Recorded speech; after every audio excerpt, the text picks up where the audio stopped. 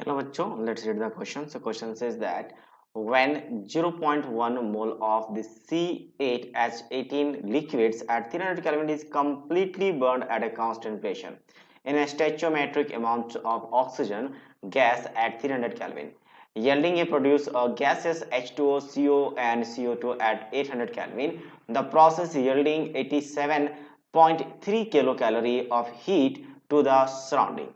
Now, delta H formation of this C8H18 liquid is given minus 74 in kilocalorie per mole, and this CO2 is given, and after that for carbon monoxide and water. This all these four compounds we have given the delta H formation, and along with that we have given the molar heat capacity at a constant pressure, and that is CO. For CO it is given 7, and for CO2 it is 8, and water it is given 6, and in this is given in the calorie per mole Kelvin.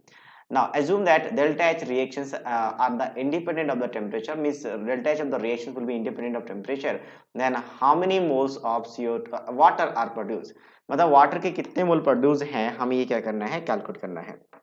चलो, तो सबसे पहले मैं अगर बात करूं कि यहाँ पे दो डिफरेंट चीजें हो रही है, दो डिफरेंट चीजें का मतलब क्या है कि आपके पास एक तो कार इसका कंबशन से जनरली वैसे आपके पास हाइड्रोकार्बन के कंबशन से CO2 बनता है, बट यहाँ पे एज्यूम किया गया है कि दो डिफरेंट चीजें बन रही है। पहला तो आपका क्या बन रहा है, कार्बन डाइऑक्साइड, तो कार्बन डाइऑक्साइड का रिएक्शन लिख लेते हैं कंबशन रिएक्शन, तो कुछ इस तरीके से हो जाएगा। और बैलेंसिंग करेंगे तो यहाँ पे आपका इस फॉर्म में लिखना पड़ेगा, तो यहाँ पे कितना होगा आपके पास 8 2 जा 16 plus 9 that is 25, so 25/2, this is the first reaction. Second reaction की बात करें तो कार्बन अगर हम मोनोऑक्साइड बनाते हैं तो O2 के साथ कार्बन मोनोऑक्साइड बनाएंगे, यहाँ पे भी 8 होगा ताकि कार्बन बैलेंस हो, यहाँ पे 9 लेंगे ताकि हाइड्रोजन बैलेंस हो, और यहाँ पे कितना हो चुका है 9 and 8 17, तो 17/2 ताकि ऑक्सीजन बैलेंस हो जाए।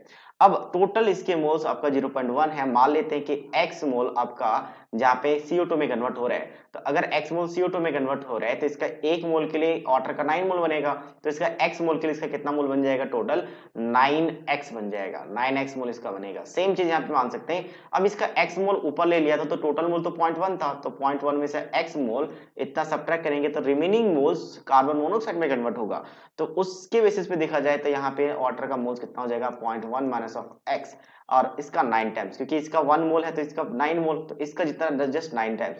तो टोटल मोल्स की बात करें तो total number of moles of water कितना है, so that is 9x plus of 0.9 minus of 9x, तो 9x कैंसिल हो जाएगा, तो एक्जैक्टली वाटर का मोल्स 9 मोल 0.9 मोल फॉर्म होगा।